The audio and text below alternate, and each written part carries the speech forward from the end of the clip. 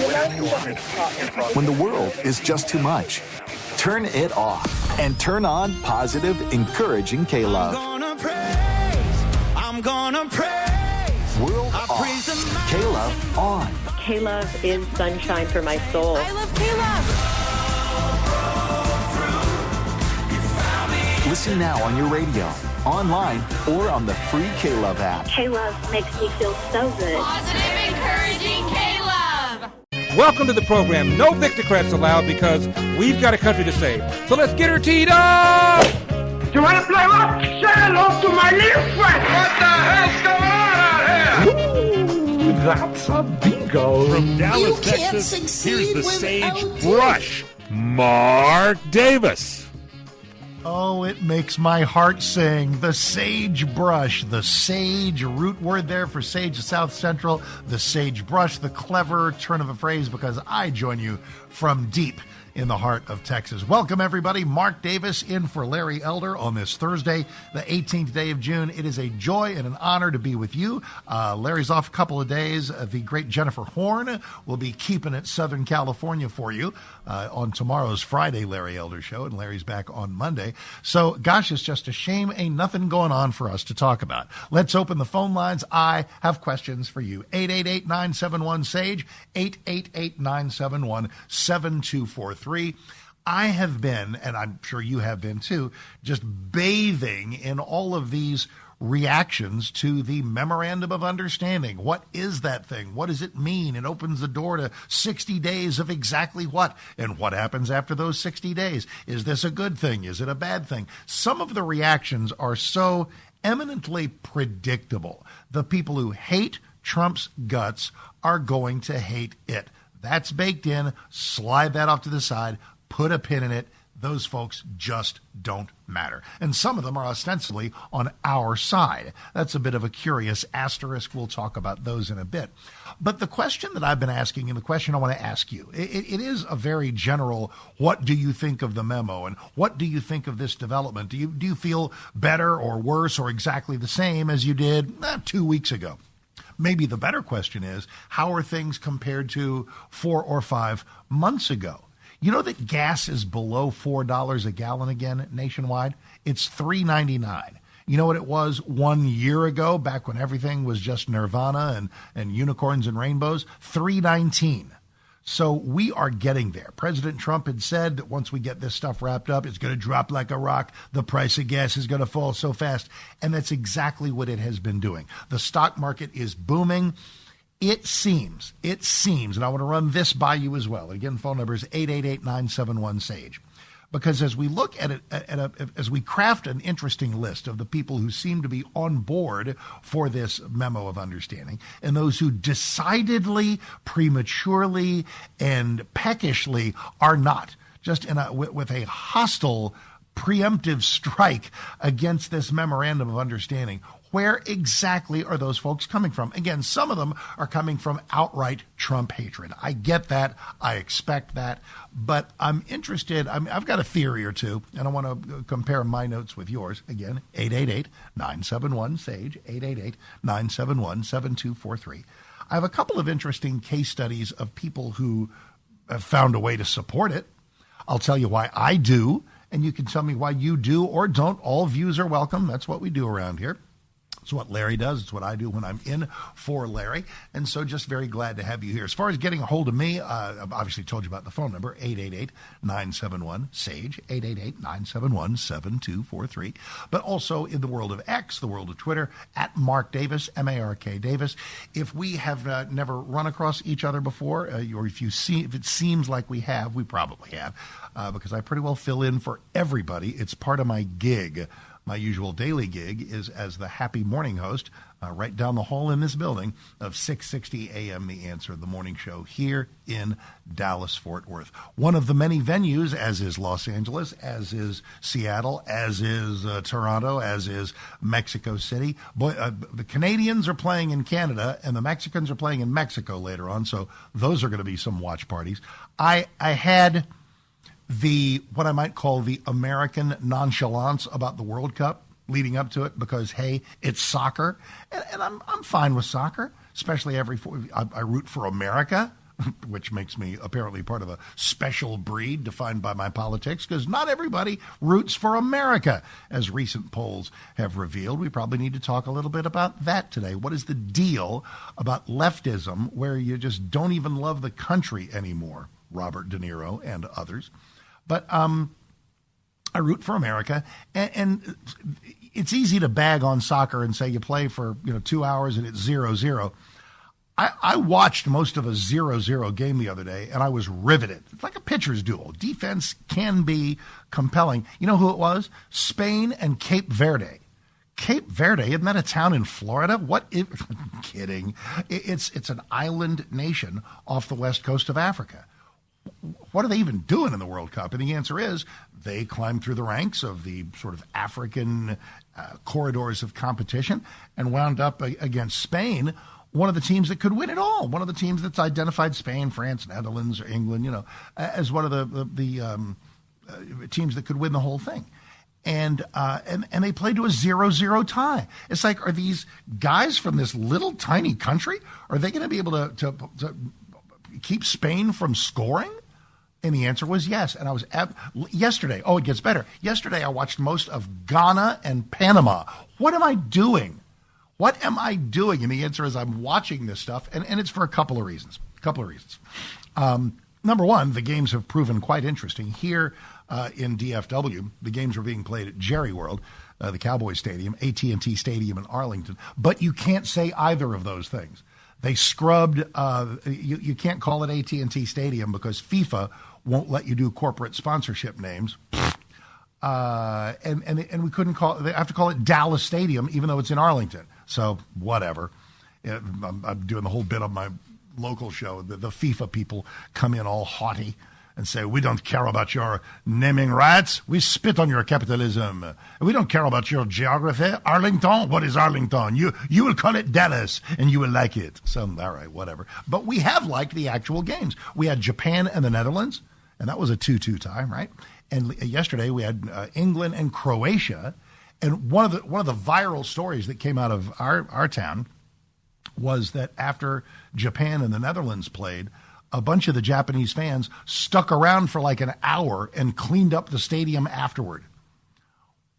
Wow. So there's that. And so the main thing,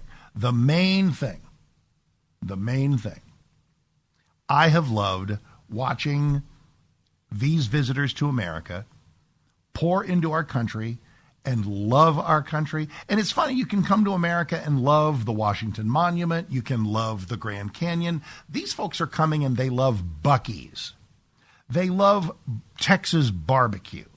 They love our highways. That's like, wow, what is this? It's America and its greatness. And the average foreign visitor in the World Cup loves America more than the average Democrat does. It has been a joy to watch these people come to America and love it. I don't know who coined this. Somebody said, I could probably Google it. AI can tell me in 10 seconds. If you want to hate America, watch the media. If you want to love America, get in the car and drive across it. And that's what a lot of people are doing. Speaking of travel, I'll tell you one thing. These folks have to have a ton of money. Let's say that you're from, Amsterdam, Rotterdam, one of the dams, that you're Dutch, you're from the Netherlands, and you came in and watched the game against Japan. Great. Then you got to pack up and go somewhere else. It's not like the Final Four or college basketball where your team plays in one place. And I mean, obviously the tournament moves through the rounds as well, but you got to traipse across America to follow your team. And by the way, let's not bury the lead. America's doing great. Who'd we beat the stuffing out of the other day? Paraguay. Our next game is coming up within the next couple of days. Now, here's the thing. We're going to talk about Iran, obviously a lot today. Root for Iran in the World Cup. They already played once and played to a tie, I believe. Root for them to get out of the group round and get into the knockout round of 32, because if things go a certain way, you may have, and this game would be here in DFW at Jerry World as well, how do you think it would go the night before July 4th, on the evening of July 3rd at Jerry World in Arlington, Texas, USA versus Iran? Get your falafels ready. That would be a party. That would be a party. Confirm something for me among you Angelinos. I saw Iran played out in L.A., which I was looking at just screaming, Freudian slip, streaming through some of the stories. And I saw something about how they were playing the Iranian national anthem and there was booing. And I thought, oh, now is that sportsmanlike? I mean, I know things are tense, but do we really need to be doing that? Yeah, but then I read a little deeper. You know who is booing the Iranian national anthem? Iranians. Not because they don't love their country, but because they do. They viewed it as a symbol of the oppressive regime that they would like to cast off. Well, we would like to cast off the nuclear threat that Iran posed. We would like to cast off the global terror that Iran threatened us with. And you know what? For at least the moment, we have. We've done it. So just what in the world is going on with everybody crapping all over the Memorandum of Understanding? I'll have my thoughts. You give me yours. 888-971-SAGE. Your calls are next. Mark Davis in for Larry Elder. Happy Thursday. Be right back.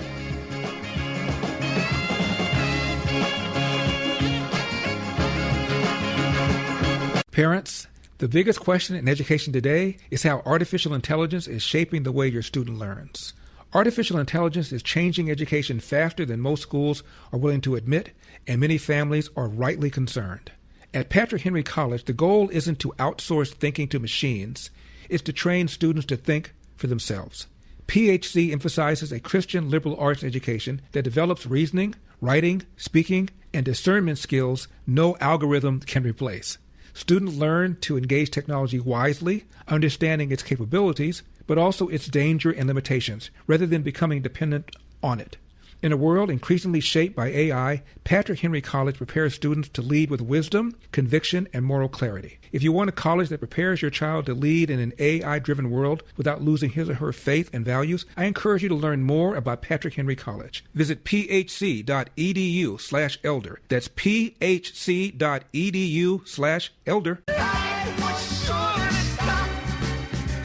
Guest hosted today by your Texas buddy Mark Davis. How you doing? 888-971-SAGE, 888-971-7243.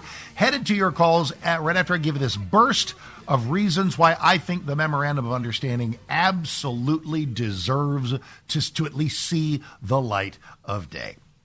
It seems that the people who are slapping it around have wildly unrealistic expectations. What exactly did somebody want?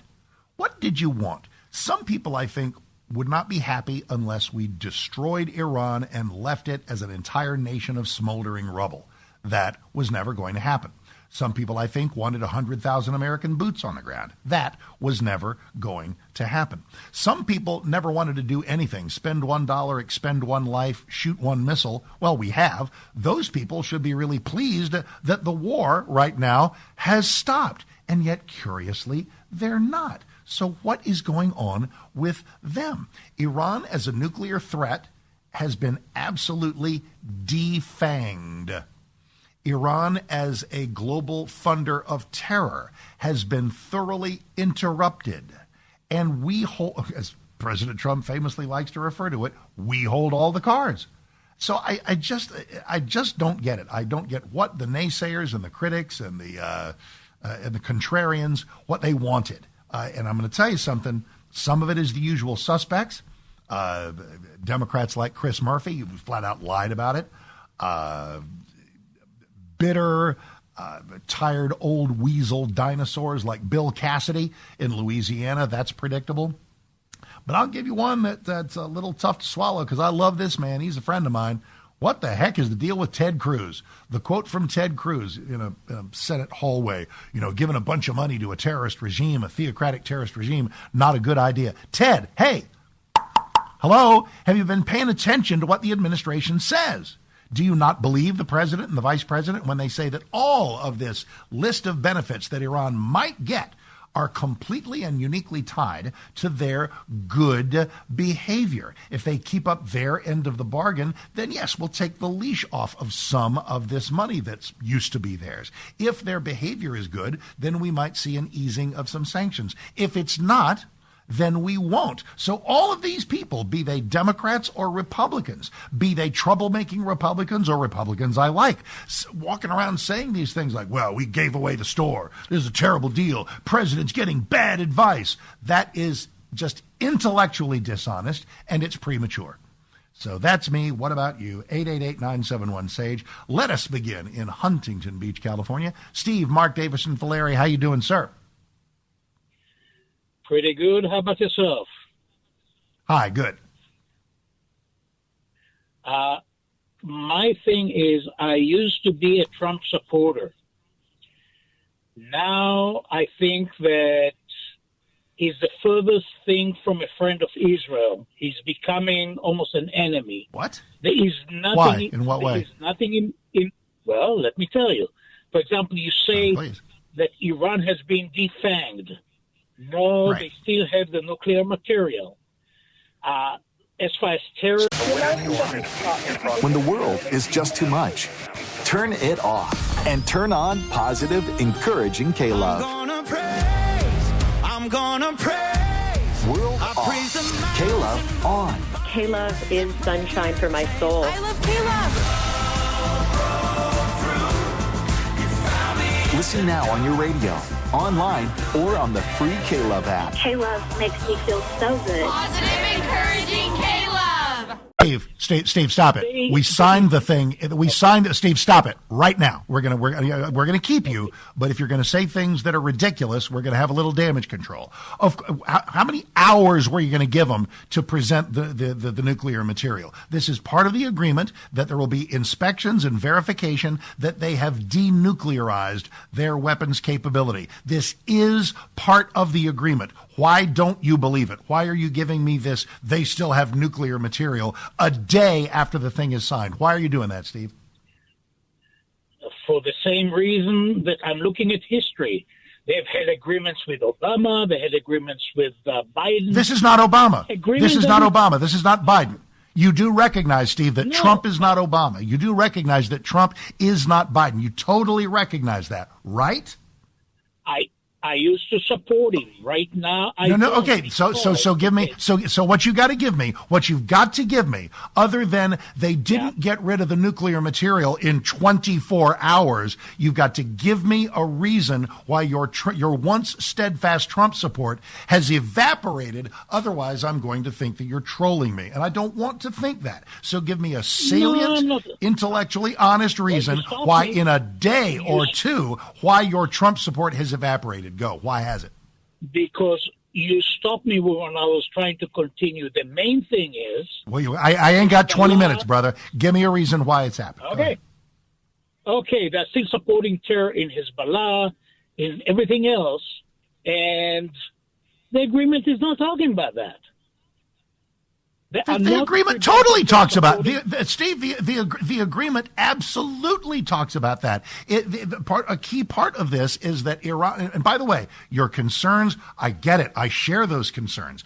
The defeatism, the pessimism, the presumptuousness is the problem. I would just urge you, if you had a strand of DNA that once trusted the president and the vice president and this administration, they absolutely are saying every flippin' day that one of the things they're going to be keeping an eye on, not just the nuclear arsenal or their ability to have a nuclear arsenal, the nuclear material, is whether or not there is a continued funding of Hamas and Hezbollah. They are totally on this. So I got a crazy idea. Let's see how that works out, rather than crapping all over it the day after it's signed. Because you and I share an Israel support. So just sit tight, be patient, let the game come to you.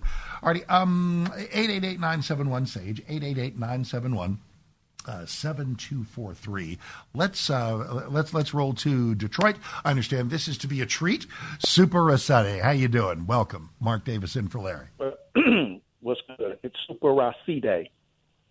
Rossetti, pardon me. Hi.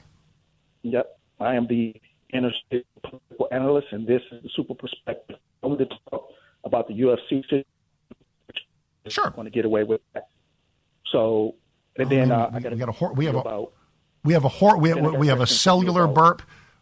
I'm sure we have a cellular burp. So take a pause and start up, because we had a cellular burp. I don't want to hear everything you say. Go ahead, start. Oh, okay. And then I wanted to ask you a question about Kaepernick. Now, Sure. As oh, Lord. Great. As far as Trump in the UFC, bro. Right. You're promoting violence when you bring that to the White House. I would tell Trump that to his. Okay. This will be quick, and then we'll get to Kaepernick. It's the UFC. If you don't like the UFC, and I'll tell you something, it ain't my cup of tea either. It's just not. But I know, but he's the president, and he did because he that's stupid. That is absolutely stupid, and I say that with love and respect. Does boxing? Are you an opponent? Would you have been okay with boxing? Would you have been okay with traditional boxing? Let me ask you a question. Would you have been okay? We cannot both talk at the same time. Would you have been okay with traditional boxing? No. I say okay. Then we've established that dude, we're done here. We're going to be done here. And I don't want to be. I want to give you your minute about Kaepernick. You don't like these sports. That's fine. I get it. Give me 30 seconds on Kaepernick. Go. What's your beef about that? Sports just don't have it at the White House. That's what I'm saying. So anyway, Kaepernick. Well, okay, then guess what? That'll be our topic for the day. When you're president, you don't have to have it at the White House. Thank you. Love you. Appreciate it. Good Lord Almighty. People loved this. It was an enormously good patriotic time. Other people loved it. Don't be the kind of person who suffers because other people are having a good time. That's exhausting. I want better for you. Mark Davison for Larry. Stick around. Much more to come. I think we're going to have a good time today. Stay here. It is a Thursday. Mark Davis with you from Texas, 888-971-SAGE, as the gentleman just said. Back to your calls in a second. I am thoroughly enjoying, while Caroline Levitt is on maternity leave, taking care of that beautiful baby, as various members of the administration come in and handle the press briefing. Marco Rubio did it. Scott Bessent has done it. Others have done it. Today, it's the busiest man in show business, J.D. Vance, at the podium. And so obviously he took a bunch of questions about the Memorandum of Understanding. Here in cut number one, let's go to cut number one. Here's J.D. Vance taking care of one thing that many of you may be thinking. All right, what is the difference between this Memorandum of Understanding and the deal cut by Obama? The Gulf Coast Coalition loves this deal because they think that it makes Iran weaker. They hated the Obama deal because they thought that it made Iran stronger. They know more about this, and they have more to lose than anybody, including the United States of America, so I trust their judgment. The second thing is where the deal came from. You have to remember, in 2015, Iran had built a sophisticated nuclear weapons program with a nuclear weapons stockpile. So the perspective that we came at as the United States was, you already have a really nice nuclear program. We're going to bribe you with American money in order to stop it. Our perspective and where we're coming at it is we already destroyed your nuclear program. And so if you promise and show verifiable pathways to not rebuild it, then we're willing to give you some sanctions relief and things like that. So it's a fundamentally different perspective. Now, there are all these substantive differences as well. The Obama nuclear deal allowed enrichment. Ours will not. The Obama deal allowed the accumulation of stockpiled weapons-grade material. Ours is actually leading to the destruction of that stockpile of enriched material. So there are many differences. The Obama deal gave them over $1 billion of American money. This deal gives them $0 of American money. So a lot of substantive differences, but I think the most important differences are where we're coming at it from a position of strength and the fact that our Gulf Coast partners love this deal. So there you go. And again, you don't have to love it. You don't have to support it as ardently as I do. If you're not going to, I am going to ask that you make sense. And here's what I mean. Sometimes when people comes at me with a fire hose of something, it's like, okay, what's this about? Last gentleman, appreciate him. Or no, two gentlemen back, appreciate everybody. Who said that all of a sudden he's just out because we haven't gotten rid of the nuclear material in 24 hours. I sense, I can't read minds, but I have run across some opinions from people who support Israel. I support Israel staunchly, but there are some people who support Israel to the extent that what they really, really wanted, their definition of success, the thing that will, the only thing that would satisfy them is for Israel in particular, to be able to absolutely flatten and obliterate every square mile of Iran. And anything short of that seems like capitulation. And if that's where your bar is set, you're going to be disappointed. We're in Apple Valley, California. Margie, hi. Mark Davison for Larry, welcome. How are you doing? Hi, Mark.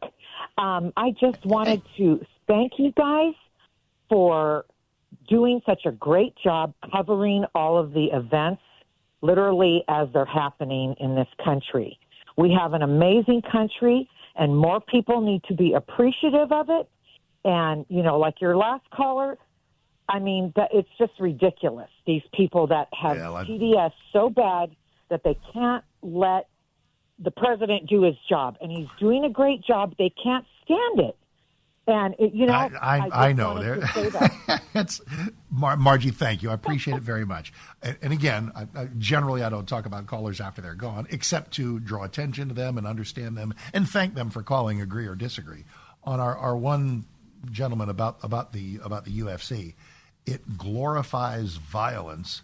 Well, and this is kind of funny. We might have had an opportunity for a consistency check. It's like, listen, if you don't like the UFC, and that's why I asked him the boxing question, would you have been okay with traditional boxing? No, because that glorifies violence too.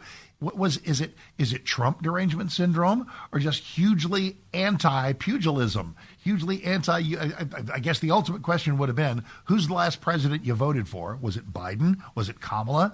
If a Democrat had a UFC match on the White House lawn, how would you feel about that? And if you would have hated that too, then it ain't about the president. You just don't like the sport. And listen, we have the freedom to like or not like any sport you want.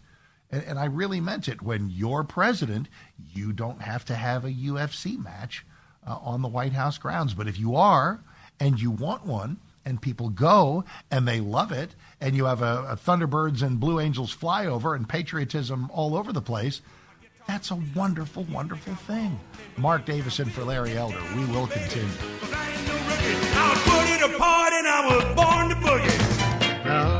Relief Factor Studio on the move in DFW. Irving, technically, right here by the eastern border of DFW Airport. Little Lee Dorsey getting you into a little yah-yah. Very cool. Just looking at social media, which is enormous fun these days. Found a tweet from just the last couple of hours. I'll tell you what it said and then tell you who sent it. In view, or in the case of a breach of the agreement of the Memorandum of Understanding, in the case of a breach, we reserve the right to deliver a punishing blow to the enemy. That come from Trump or the Pentagon or Hegseth. No, it came from the Iranian foreign minister. Bless their hearts. All righty, 888-971-SAGE, 888-971-7243. We are in Los Angeles. Mark Davison for Larry. Good Thursday to you. How are you doing? All right. Just wanted to clarify for you that last I heard in this country you're allowed to have an opinion, and because the Democrats, as you say, hate this country, they just hate what Trump is doing. No. Okay, careful. I haven't been that broad. There are some, De Niro the other day. No, absolutely. And some Democrats, dude, we cannot both talk at the same time. Stop it. We're both going to have 20, 30 seconds. It'll be great. Dial back.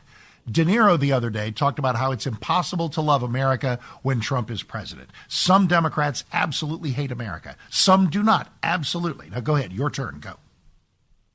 He did not say he hates America. He just said it's hard to like Some do. Because Trump's Some absolutely do. It is hatred. It is hatred of America to portray us as a racist hellhole. It is hatred of America to say that the American flag is a conflicting symbol to some, as James Tallarico has done here in Texas. It is hatred of America to say that we are a country built on nothing more than the legacy of slavery. So yes, the hate speech does exist. It may not come from you, and if not, great, but does it exist out there? Yes, it does. So let me ask you a question. Why does Trump want to get rid of all these slavery issues for monuments and museums? That's a lie. Where in the world did you hear that he wants to get rid of all the slavery issues? Where did you hear that? He's taking them off of numerous parks. That's just not true. There is a supervision of some of the way. There's a supervision of some of the way that history is told in some of our museums that has had a little bit of wokeness to it, that has been a little bit punitive toward the American legacy. There's a balance to be struck there, and they're looking to try to re-achieve that balance. But the notion of whitewashing, pardon that term, of erasing the legacy of slavery or the sin, the original sin, the dark stain of slavery, where nobody hears about that anymore, it's just false. Right, just like in South Africa, it was white farmers being persecuted by the government, which turned out to be a lie, but no black farmers were being persecuted.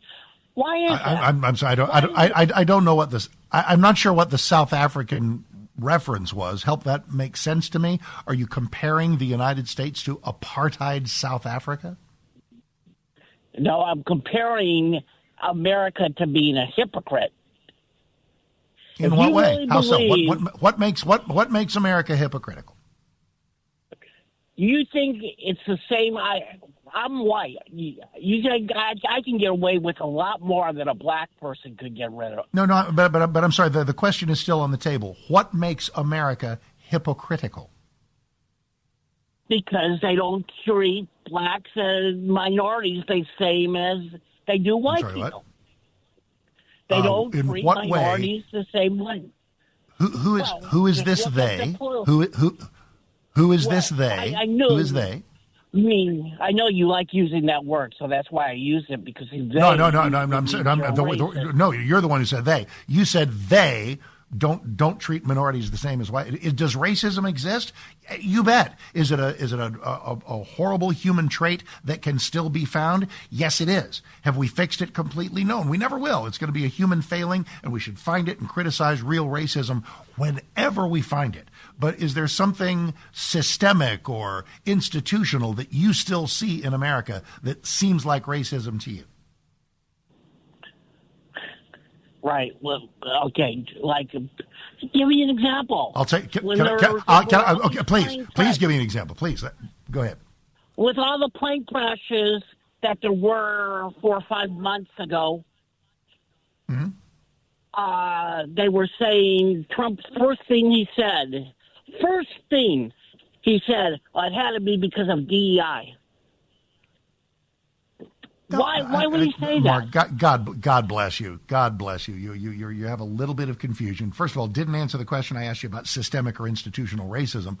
Since we have DEI, or had, thankfully we've gotten rid of it, when we figure out who's going to fly your plane, when we figure out who's going to operate on your gallbladder, the color of that person should not matter one bit. Agreed? Right. So answer my question. Okay, great. So in view of that, what DEI? I'm getting there. So what DEI does is it makes sure that we have a certain racial breakdown of pilots, surgeons, students in a school, employees in a workplace. It makes race something that you can discriminate against people on in order to achieve a certain quota. That is race discrimination. You know who said race discrimination is wrong? Dr. Martin Luther King Jr., and I agree with him. Do you? Of course. So why would Trump say? And that seems like a good place. That seems like a good place on which to conclude. You're awesome. Enjoyed the call. Truly did. All right. Phone number is 888-971-SAGE, 888-971-7243. Rather than give somebody a minute and a half or even a minute, a word about systemic or institutional racism. It's a myth. If you are 50 years old or younger, you just haven't experienced let's make maybe 40 years old. I'm 68. And when I was born in Texas in November 1957, just a couple of months earlier, the National Guard had to be called in so a little black girl could go to school in Little Rock, Arkansas. I just can't believe that.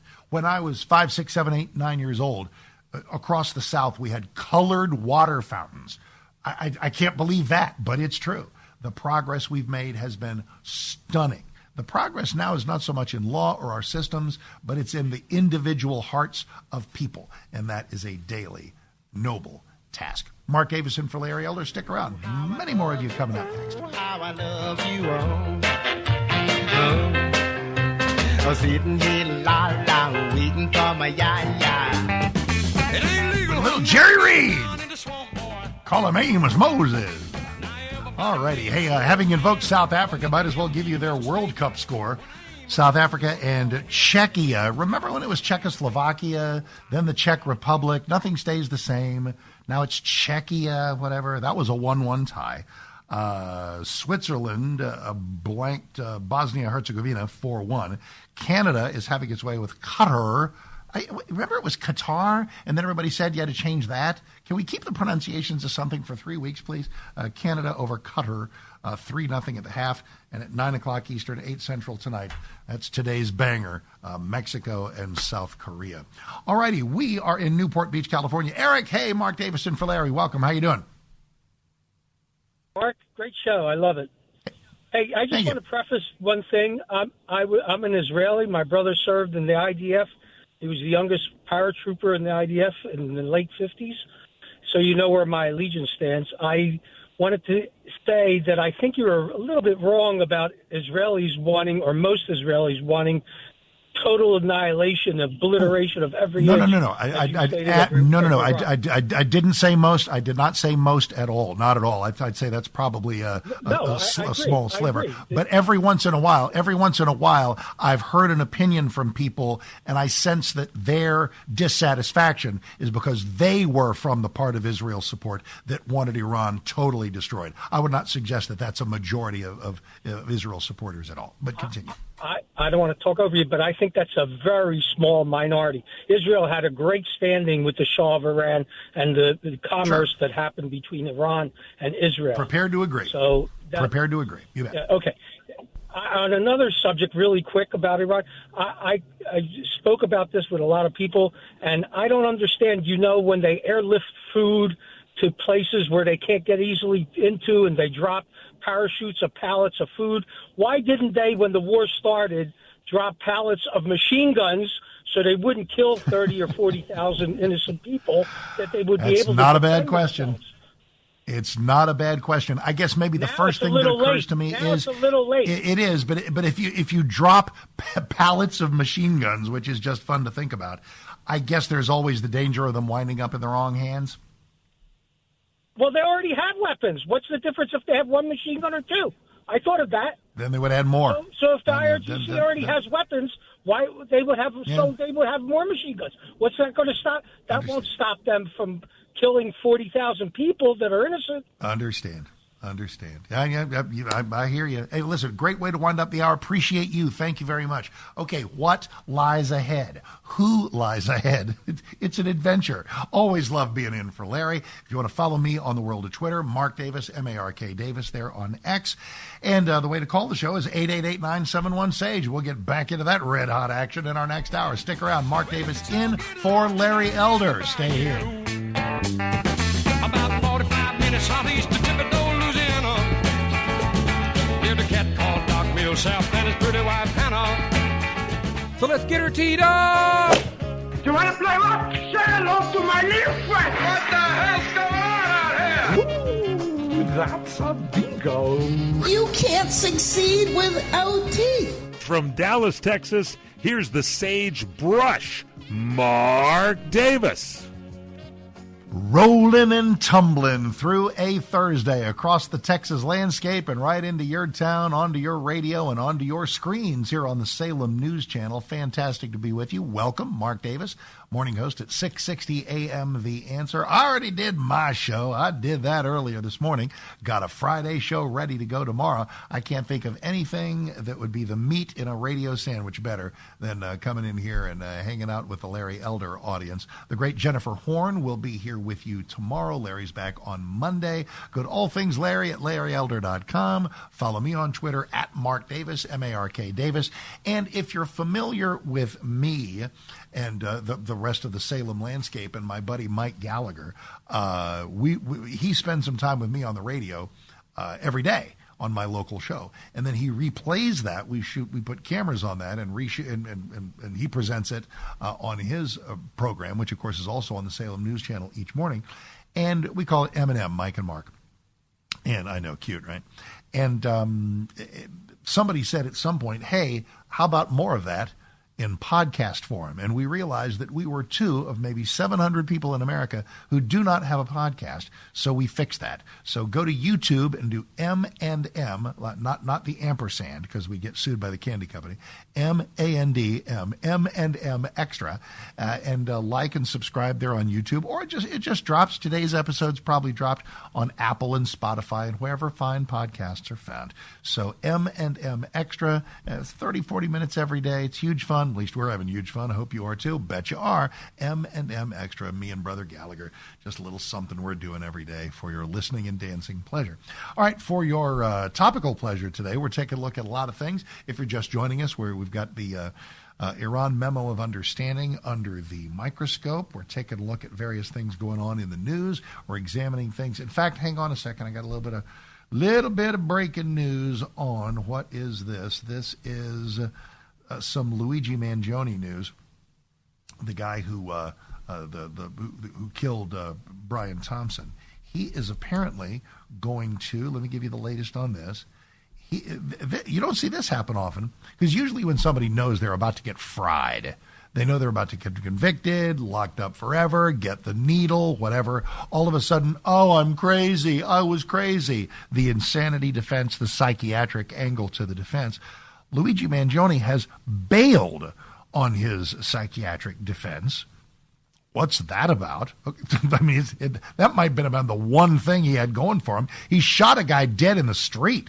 What's he going to go with now? I was really upset about the healthcare landscape of America, so I was justified? I don't know. He has abruptly withdrawn the psychiatric defense that would threaten to become a central battleground in his upcoming murder trial. That would have reduced the murder verdict for this animal to first-degree manslaughter. So I don't know. Somebody talk to his attorneys, and we'll see if we can figure out what's going on there. Let's figure out what's going on the phone, shall we? 888-971-SAGE, 888-971-7243. In talking about various things going on in the news, we talked about we had a couple of calls about the UFC fight at the White House. One of them was a little weird, that it was a terrible thing to do that because UFC, quote-unquote, promotes violence. Great. The real story coming out of that is the terror plot. We are learning more about the illegal alien, shocker, who was one of the ringleaders behind what could have been, just one of the more horrific days in American history. The notion of killer drones swarming over this event, either killing people right there if they were able to penetrate any kind of White House perimeter. I'd love to think they couldn't, but that's probably mistaken.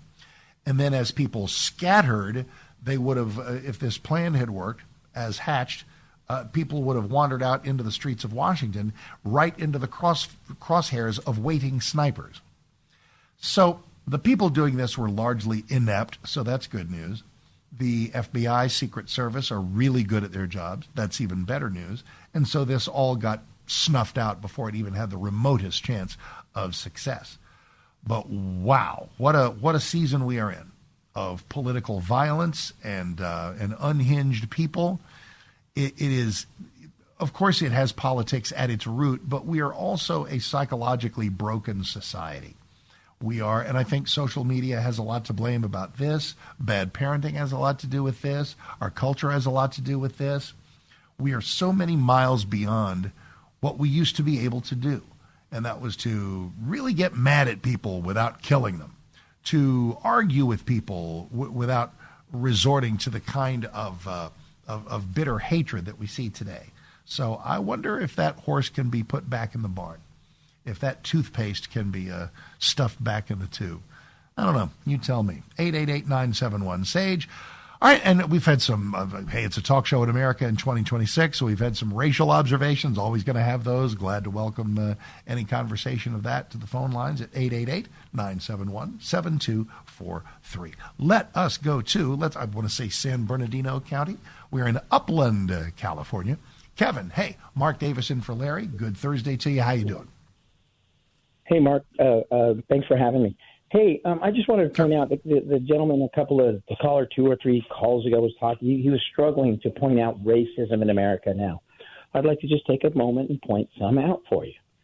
In Durham, New Hampshire, December 18th, 2023, Trump stood in front of an audience of screaming MAGAs and said black Africans from Africa, yellow Asians from Asia, and brown Hispanics from South America are poisoning the blood of America. He said that. That is racism in its purest form, and he said it from his heart, and he said it to thousands of screaming white MAGA, an entire crowd. That's racism from the highest position of America, in America. And it's just evil. I think you have the quote wrong, or maybe the context wrong.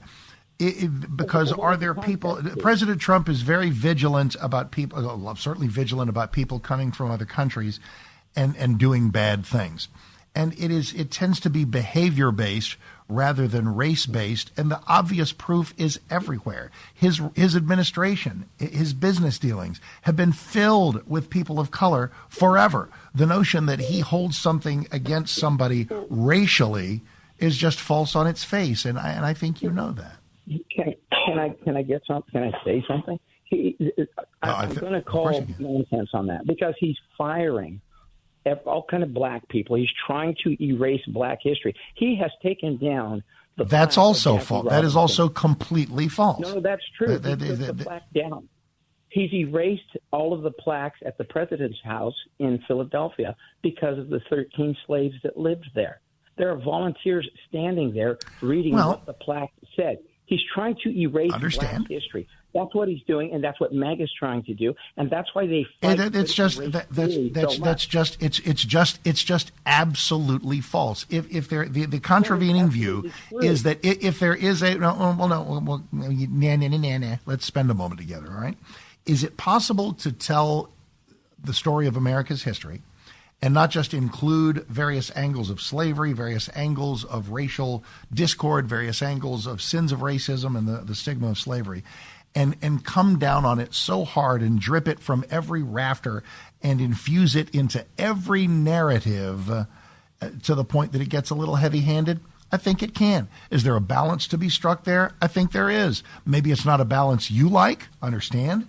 But the notion that we're trying to erase black history is just false. It's just false. It's been erased. We don't talk about the 50 cities in Oklahoma. It's been erased. Wow, hold on a minute. It's what's been erased? What's been erased? I'm sorry. 50 cities in Oklahoma, black cities, all black functioning cities with mayors and real estate agents and lawyers and doctors, and some with their own hospitals, raided and destroyed by white people. I'm well aware. Not even 100 years. What a miracle! How in the world? How can I be aware of that if it's been erased?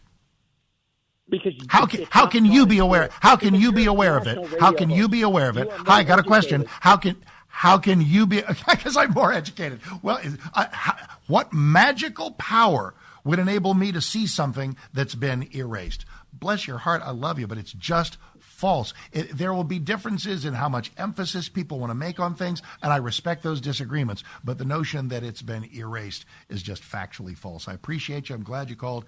Let us hop into our first break and come back and see what lies ahead.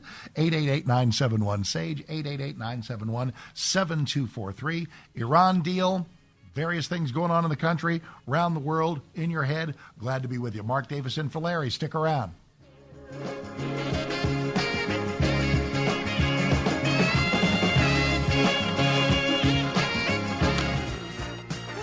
We're going to keep on trucking along with the great Eddie Kendricks into more of your calls and more of your thoughts. And when people bring us thoughts, and we're all about trading thoughts back and forth here, 888-971-SAGE. Mark Davis in for Larry Elder.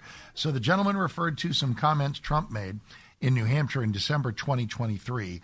They struck me as wrong. They struck me as miscast. So I wanted to come back and give you the actual quote and spend a moment on why he said it. President Trump in New Hampshire, December 2023. In talking about illegal aliens, thank you, gave the following quote: "They're poisoning the blood of our country. That's what they've done.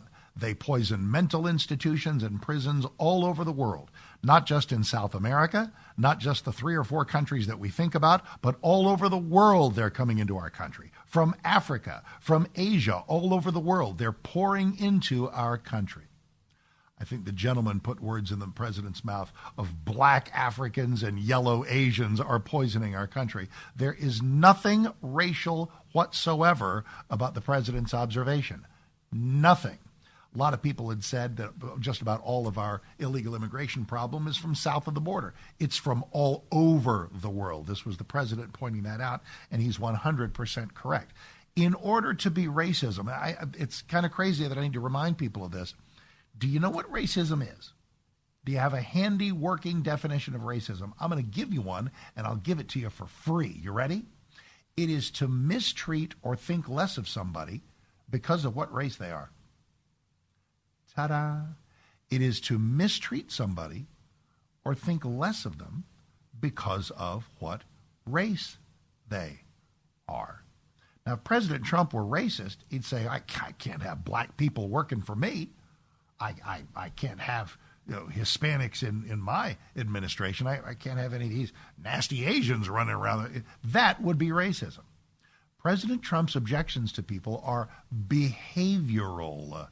They are based on the law. They are based on threats to America and not based on the race of anyone. So nice try. 888-971-SAGE, 888-971-7243. Let us roll to Columbus, Ohio. Go Buckeyes. Kevin, it's line 3. Mark Davis in for Larry. How are you doing? Happy Thursday. Happy Thursday, Mark. Hi. Here's the part where you start talking. What I've got is I watch several programs and several news channels, not the fake news that evidently some people only watch. Yep. If any of us have been paying attention, Iran gets nothing just for being there. It is all performance and merit-based. Correct. So they got to earn it. They've got to earn themselves in a appropriate manner, act like they have a lick of sense in their head, then over time, based upon each thing that they do, not just say they'll do, they'll get a little bit of relief. And it's not Kevin, you've exactly. It's not America giving it to them. It's the releasing. It's releasing money from nearby countries. Kevin, you have your thumb on the pulse of it. Exactly. Thank you. We have actual Republican senators who aren't as aware as you are of this, and I hope we can work on that. We are in Los Angeles, line 5. Adriana, Mark Davis in for Larry. Good day to you. How you doing, ma'am? I'm doing well. How are you today? Great. Thank you. Nice to have you. Thank you. First of all, I want to preface my comment that I voted for Trump. I love Trump. I trust him.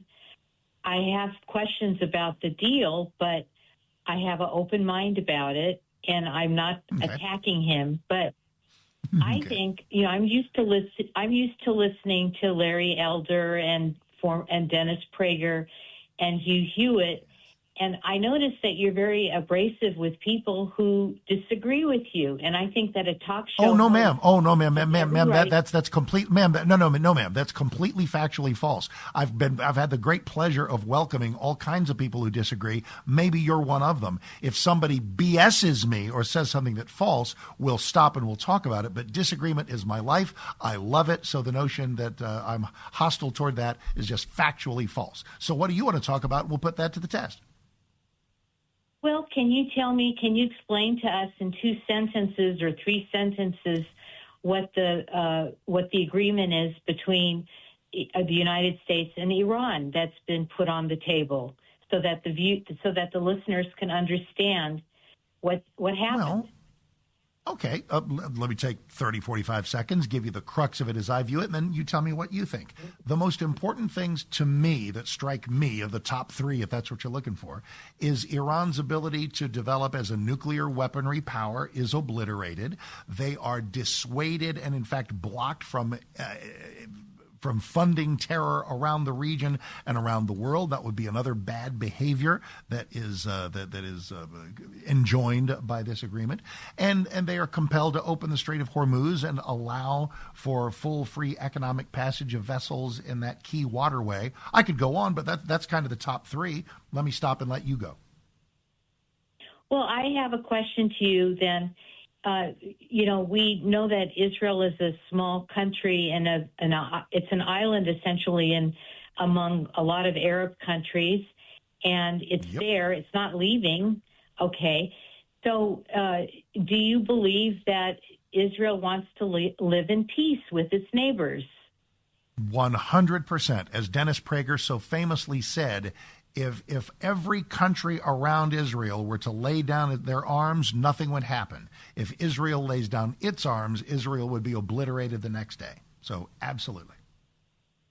So, I feel that when people called you earlier and they expressed, I think, their fear that Israel is in some danger, that you could have approached it in a more educational manner rather than attacking them. Who said that?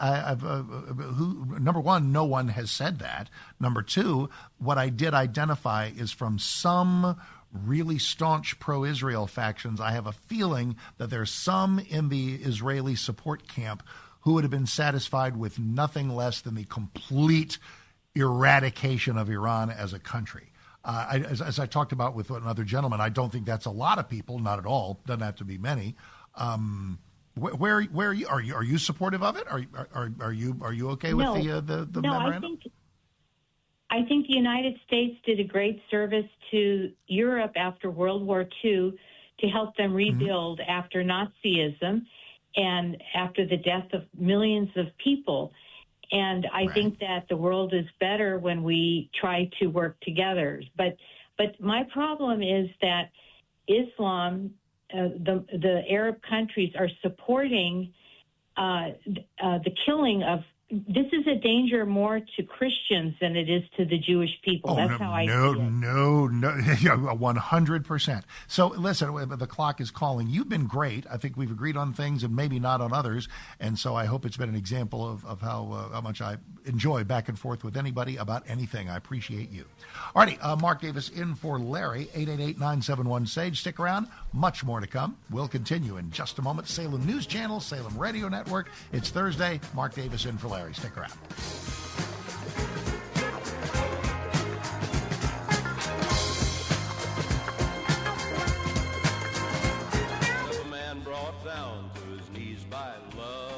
So, how's your Thursday going?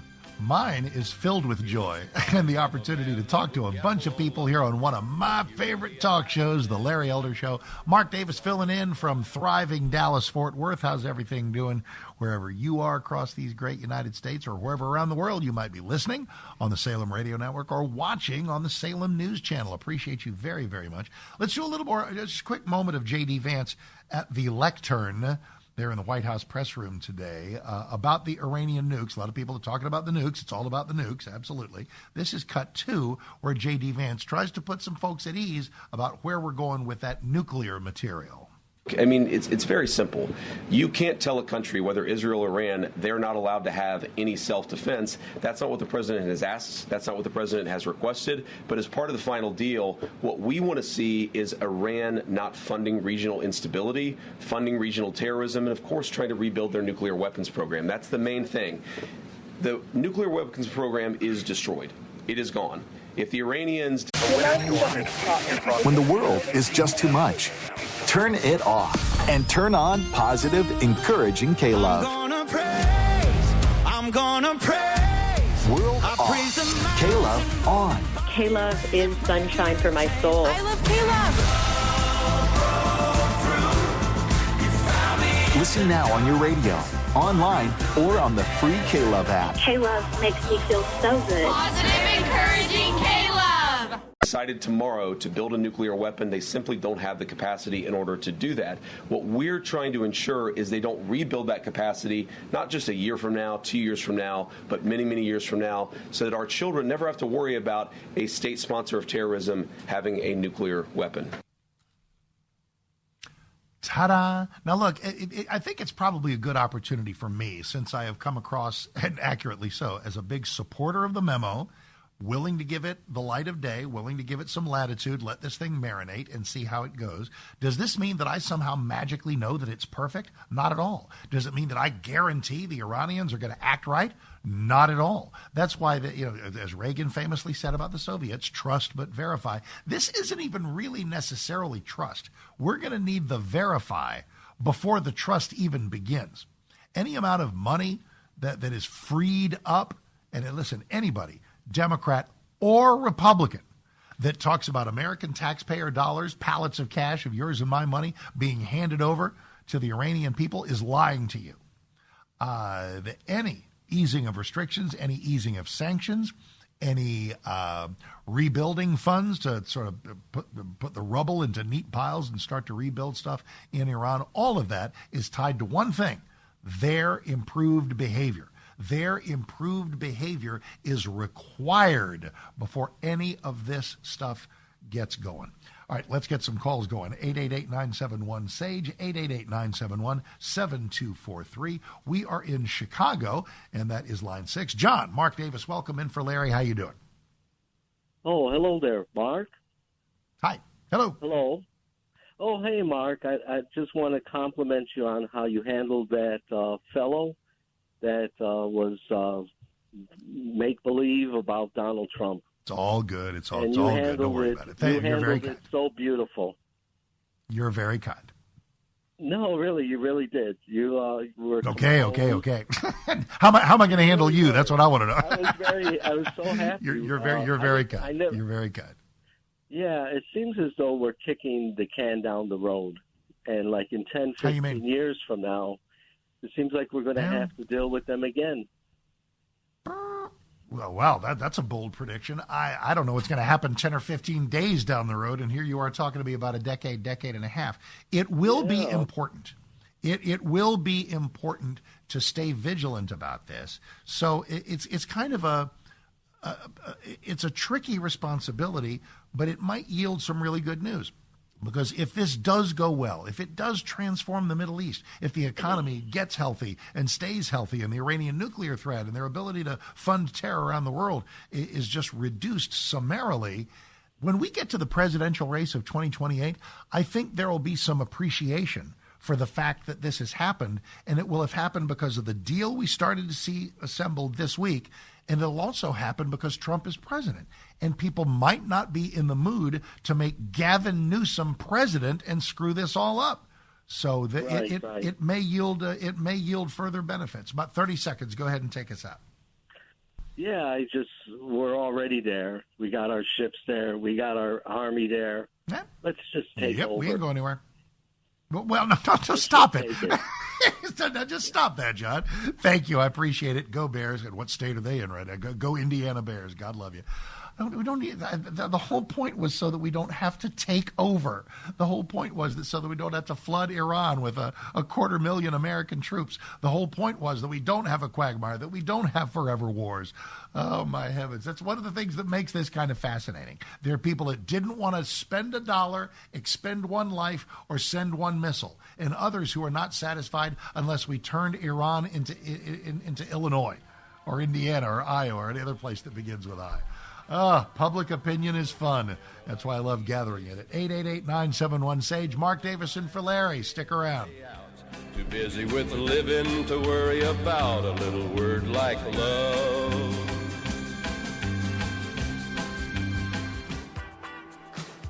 I love these boys.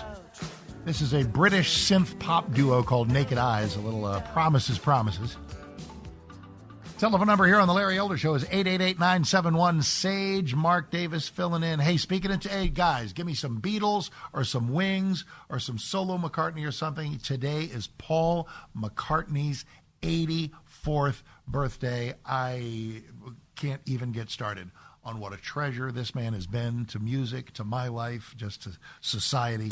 Just crazy. Sir Paul McCartney, 84 today. Okay, a few things going on in the news. Plenty of stuff going on the phone lines. Let us roll to Princeton, New Jersey, shall we? And that is line 7. And Victor, Mark Davison for Larry, welcome to you, sir. How you doing? Hi, Mark. How are you? We are the same Good, age. I was born in August of '57. You was November, so we kind of came up in the same era. And I got a lot to say, but not a lot of time. And I really hope that you give me some time. I need to go right ahead.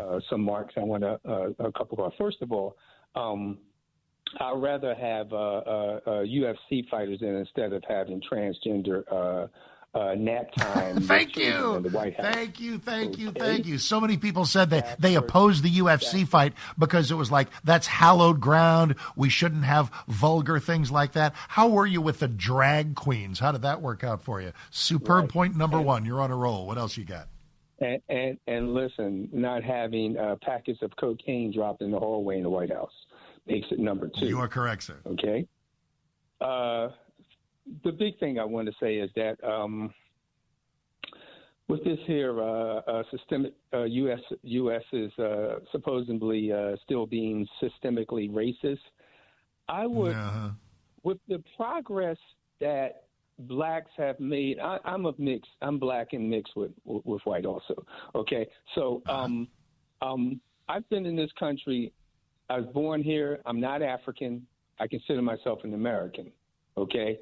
Number one. Number two, how are we going to move any further?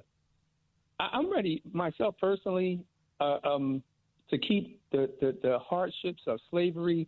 Does nothing for me but holds me back. It makes me more angry.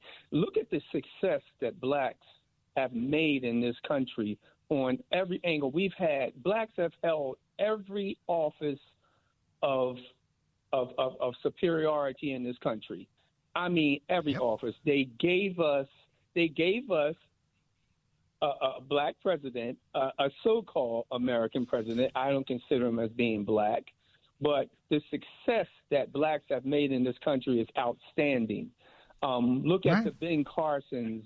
Look at Clarence Thomas. So many other blacks have been successful on every level in this. Blacks in America would not have been successful if we would have been anywhere else on this planet. Thank God that there are some Victor. There are some things. I'm so grateful to you. I'm so grateful to you because there are some things that I can say, and I'd be right all day, but they just mean more coming from you. And so I deeply, deeply appreciate it. So thank you, and best to everybody up there in New Jersey. We are next. Sure, absolutely. Go right ahead. I just want to say we're harping on blacks will never get anywhere in this country. We have to learn how to let slavery go. It was a bad time in this country. We've moved on, and we got to look towards the future. Well done, sir. When the world is just too much, turn it off and turn on positive, encouraging K-Love. I'm gonna praise. World off. K-Love on. K-Love is sunshine for my soul. I love K-Love. Listen now on your radio, online, or on the free K-Love app. K-Love makes me feel so good. Positive, encouraging K-Love. Thank you very, very much. Let us roll out to the West Coast. We are in Tigard, Oregon. Mark Davison for Larry. How you doing? Good Thursday to you. Hi, Mark. How you doing? Doing great, thank you. What I wanted to say is, in Oregon, we have a vote-by-mail system, and it's fairly easily. Well, I don't like it. I don't like a damn thing about it. Nor should you. It's terrible, of course. But here's the real rub on it. We have to turn in our ballots by a certain time, 8 o'clock in the evening. They have to arrive at the county offices. And all the post office has to do is send it to one other post office and slow it down. And they end up with thousands and thousands of ballots that can never go to the voters. I know. Yeah, it's crazy. It's that simple. Which makes it very, very simple to cheat as well. Yeah, exactly. Mike, thank you. Man, I'm going to plow through some people. This is awesome. We are next in Minneapolis, down on line 10. How did we get 10 phone lines? Holy cow. Lee in Minneapolis. Welcome, sir. Hi, Mark Davison for Larry Elder. How you doing? I'm doing fine. Hey, I'm going to stay on point. I trust Trump. I love Trump. He's a businessman. He knows what he's doing. He's right there. So for the people that don't know, all they can do is guess. Even the word says, let's watch and pray. So here's what I really want to say is I hear that the United States has a lot of oil. So do we have refineries? And if we do... Not enough. Not nearly enough. Okay. Yeah, that's what I'm saying. Why don't we build more refineries so we don't have to rely on other countries to refine what we have already? Short answer is environmental extremism. Oil refineries are big and they make a lot of noise and they have a lot of industrial output. And a lot of the folks who are trying to force feed us into solar and wind. And I got nothing against solar and wind, but I love fossil fuels. They run the Western world. They run America. They will run my car for as long as I'm alive. We are refinery crippled because of environmental extremism. Interesting. But we are hurting our own. There you go. That's it. Well, Lee, God bless. Best of you up in Minneapolis. I appreciate you. Thanks. Let's roll to Jackson, Mississippi. John, Mark Davis in for Larry. How are you doing, sir? Good Thursday to you. Hi, sir. How are you? Have one quick question. If Barack Obama had already brokered a deal with the Iranians, well, why does Donald Trump in 2018 pull out of the deal? And because it was terrible. Negotiation. Because the JCPOA was terrible. It didn't deliver the consequences to Iran. It provided a clear path to them to nuclearize. So this is just, it's a better president, it's a better deal, and a greater chance of success. Well, I guess I have one other question. Real quick. Well, the president on his news conference stated that why shouldn't Iran have ballistic missiles, because every other country in the region has ballistic missiles. But I thought... Well, what they've got to do... Here, I'll tell you what. I'll address that right... Clocks. I'll answer that question other side of the break. Don't move. It's a good question. So stick tight. Appreciate your call.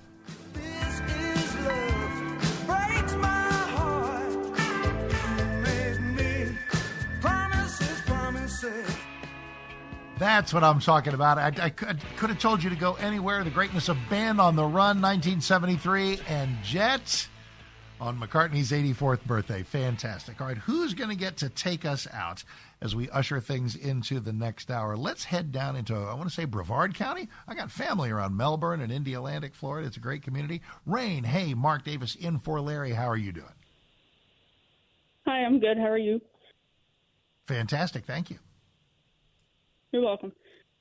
Since everyone's talking about this racism narrative, I just want to point out the fact, why did God have us all be created to bleed red? I don't understand how anyone is superior than one another when we all bleed red.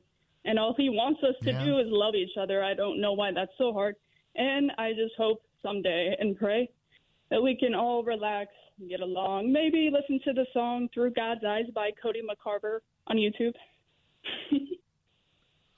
You know what? I appreciate the plug, the unity of we all bleed red. Absolutely. Can I ask a question? How old are you? I am at 29. I just turned 29. I sensed a certain spark of youth about you, and I absolutely love it, because there are a lot of young people who are just bitter, insular, not plugged in. They've given up.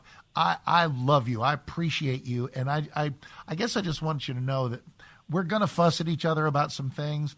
The political world, there's always going to be stuff to disagree with. I hope we can get back to a time where we can disagree without being disagreeable. Not so much hate. Let's stop trying to kill people we politically disagree with. What are you doing in life? What do you do for a living, and what's your life like? What's going on there in Melbourne, Florida with you? Well, I was landscaping, but now I'm just I'm making music. I like to sing, and I write songs. I wanted to become in law enforcement, but I think that's too radical for a woman. So I'm just going to take it easy stop right now it. and see where God leads me next. Okay. Oh, man. Okay, well, listen, I know a lot of, pardon the term here, I know a lot of lady cops. I know a lot of women in law. If that feels like a calling to you and it's a passion you have, you should absolutely do it. But I would say the same thing if making music for the rest of your life is a calling for you and a passion for you. I'm enormously honored that you were listening today and chose to be a part of this. I appreciate you. God bless you. The great state of Florida. It's a fantastic community that you're in, and I just appreciate you, and I'm glad you called today. You kind of made my day. I appreciate it. Thank you, sir. God bless you. You bet. Absolutely. God bless you. There you go, huh? That's a little tonic for the soul. We'll fuss at each other some more in the next hour. I'm sure, but there'll be lots of love in the room and appreciation for all kinds of viewpoints, because I got to tell you, that is indeed what it is about. So I got some stuff I haven't even brought up yet that we'll carry into the next hour here on Salem News Channel, Salem Radio Network. Mark Davis in for Larry Elder. Stick around. You may be next. Grab a line, 888-971-SAGE.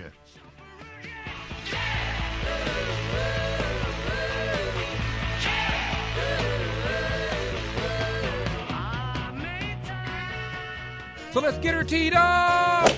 You want to play rock? Say hello to my little friend. What the hell's going on out here? Ooh, that's a bingo. You can't succeed without teeth. From Dallas, Texas, here's the Sage Brush, Mark Davis.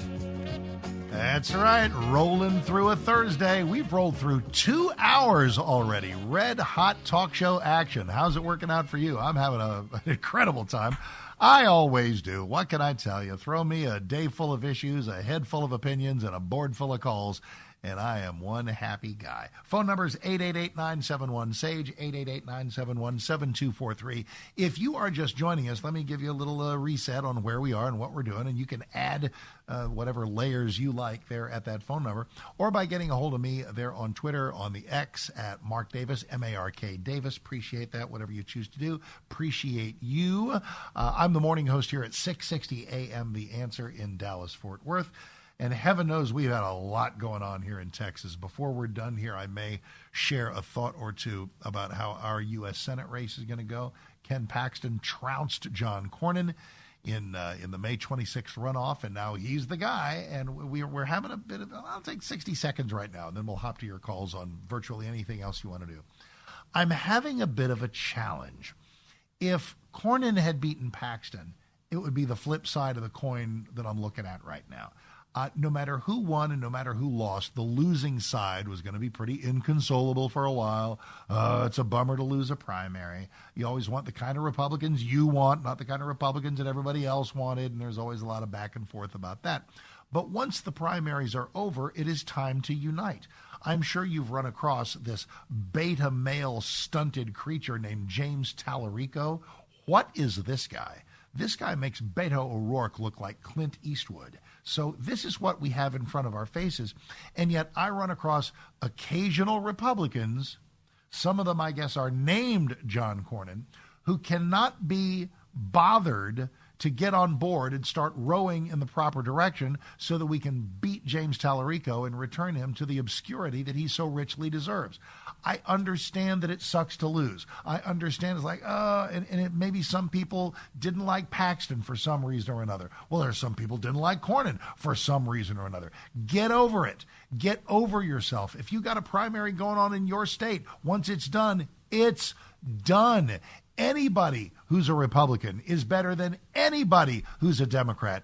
Period. Paragraph. It's over. So the good news is it's the middle of June. We got some time here.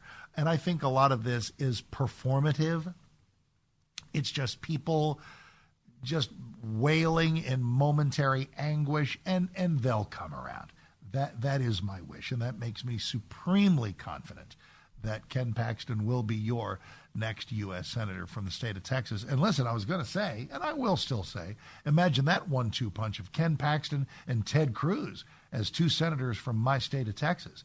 And I love Ted Cruz, but dude, Ted, Can you listen to what the administration is telling you? It doesn't mean you have to take everything as gospel or believe that everything is guaranteed to go great. But when Ted Cruz, for crying out loud, is walking down the halls of the Senate doing one of those fast walk interviews where the person either does or doesn't really want to talk to the interviewer and saying, I think it's a terrible idea to give all this money to theocratic lunatics. Yes, it is. Yes, it is. We're not doing that.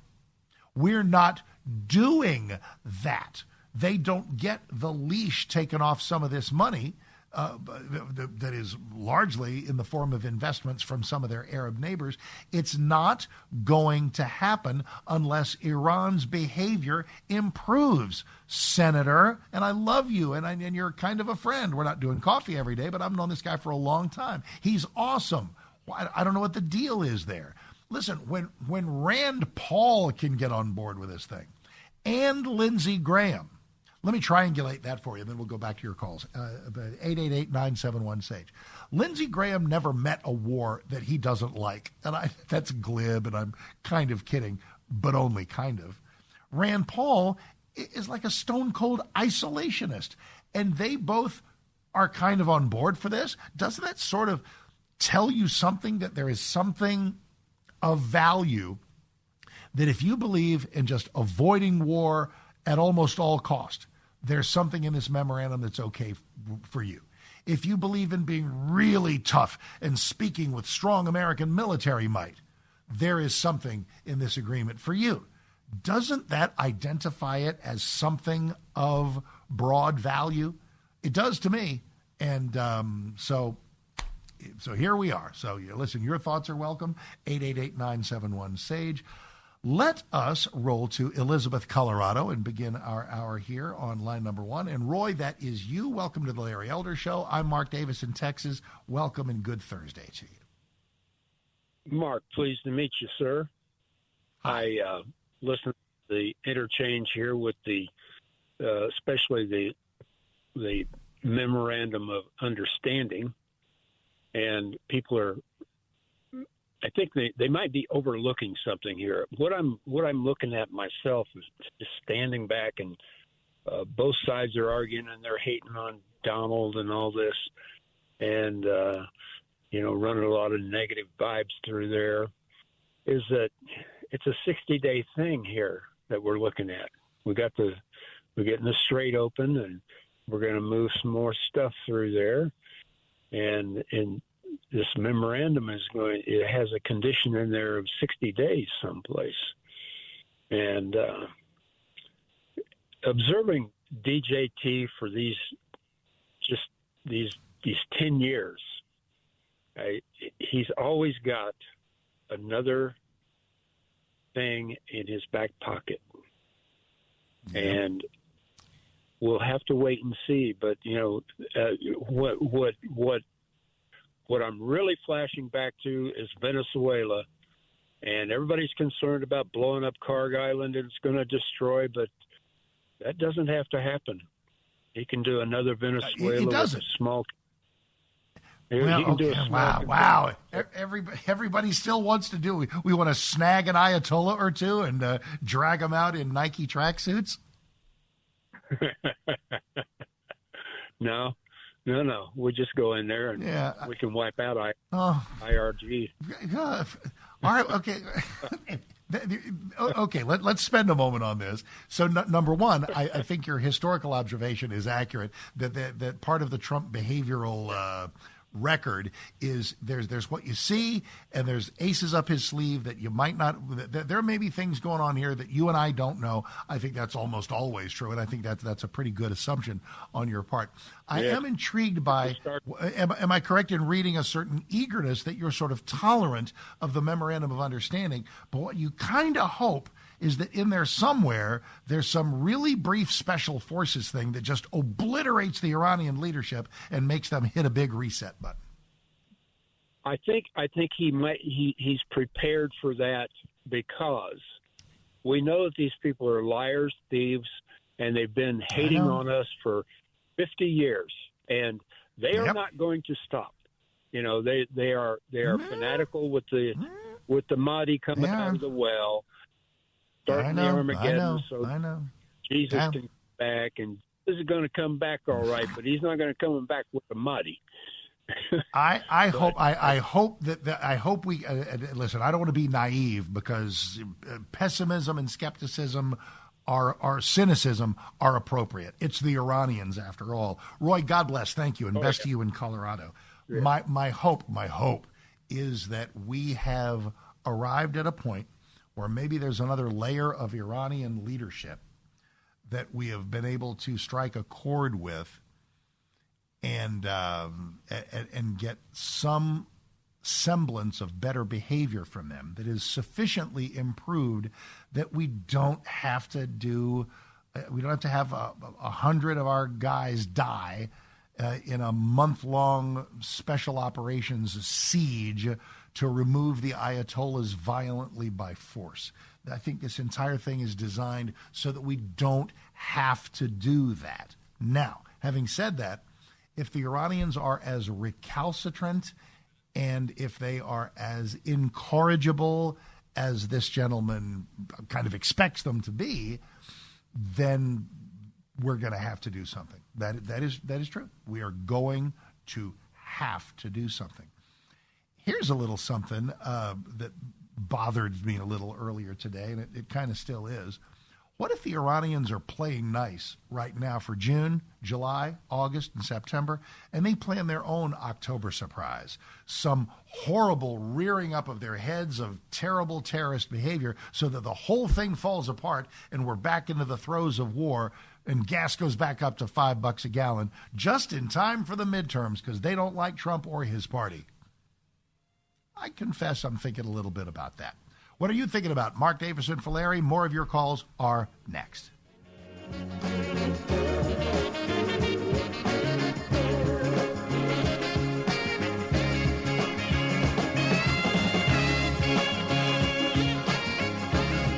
You may be the heavyweight champion. Yes, it is.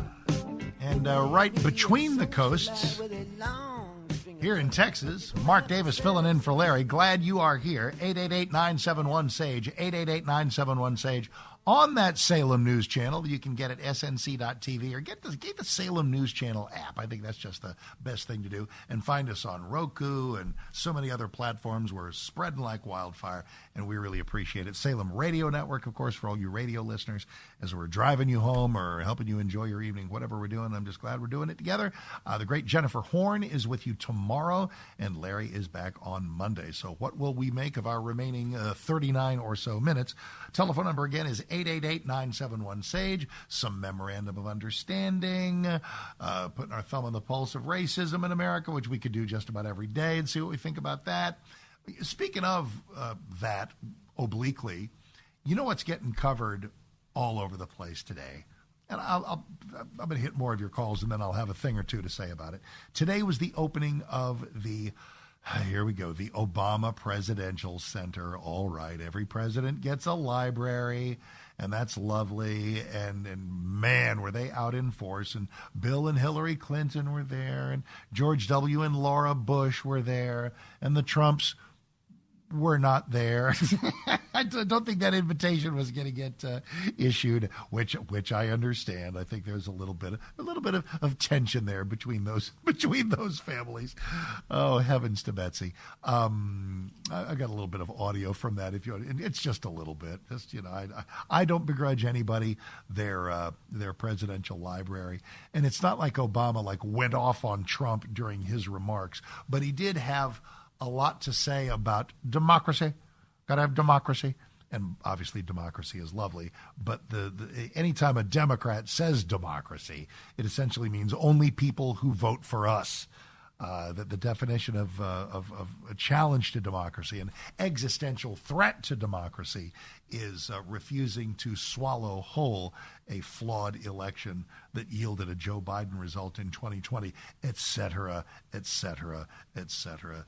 So anyway, nice to have you all here. 888-971-SAGE. Let's get back to the action, see what's going on. We are in Aiken, South Carolina, a little Palmetto State action. That's line number 2. And Paul, Mark Davis, how are you? Welcome, sir. Hey, Mark. Listen, thanks for filling in for Larry. My pleasure. He does things and even strange. And listen, I just wanted to speak a little bit on all this racism BS that's going around. You know, where I live, it's almost non-existent.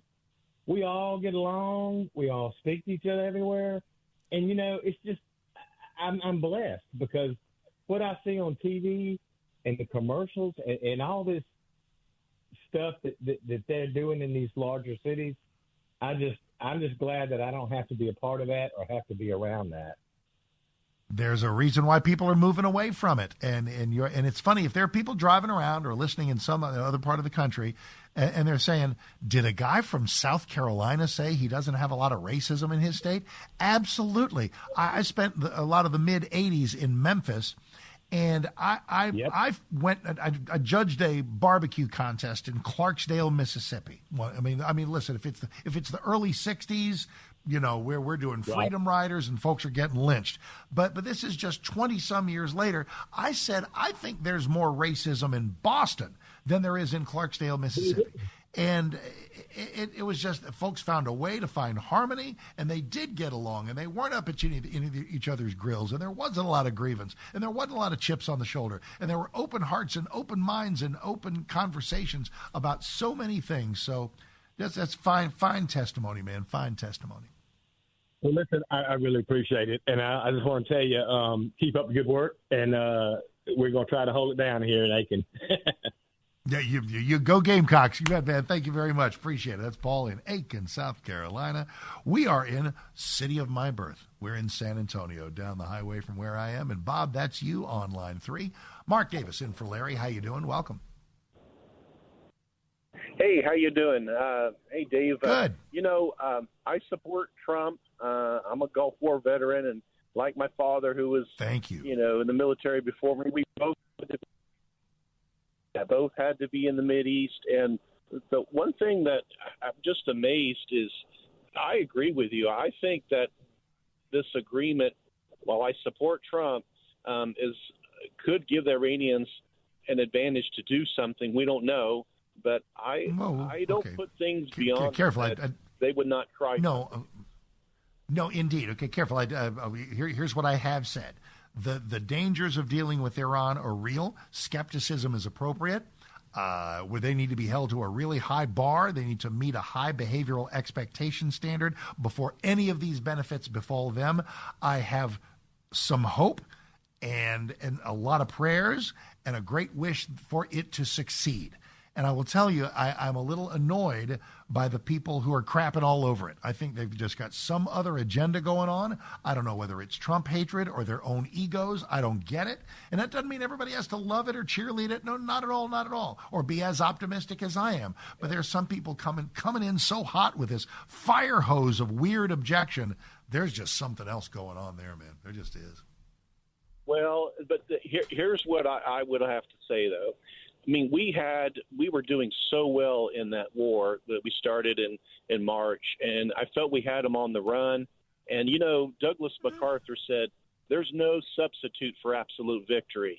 And I believe we should have figured and calculated a way to go in there, because this regime is so radical and they're incorrigible, as not compared to be anything with the regular Iranian people, because many of them are just good people that want to be free. I understand. They want to be free. Let me take that. Let me take this with a couple of minutes. What would that look like? Because I totally understand it, and I love the MacArthur quote.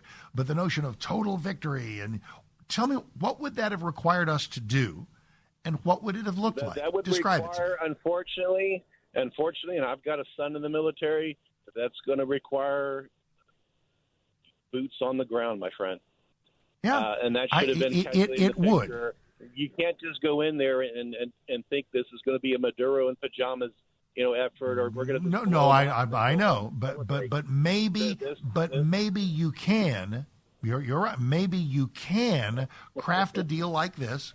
Hold them to high standards, threaten them with more holy hell if they don't meet those high standards, and then maybe we don't have to lose 500 of our sons and daughters to do this. Maybe we don't have to do that. Isn't it worth pursuing the possibility that we don't have to do that? Isn't it worth it? I wish it was the case, but if you've spent any time with with that culture like I have and my father has. I understand. They don't think like us. They think in terms of millennia. If it takes a millennia to defeat the West, they will do it. They will do it. They are playing the long. They're playing the long game. Talk to people from there. Bob, Bob, thank you. Appreciate it. I got to roll. Appreciate it. And those fears are not ill-placed. Thank you. And those concerns are not ill-placed. That is a thoroughly thoughtful call. It's a glass half empty call. I'm a glass half full guy, but hey, we're all here together. So let's pour something else in the glass and see what happens next. Mark Davis in for Larry Elder.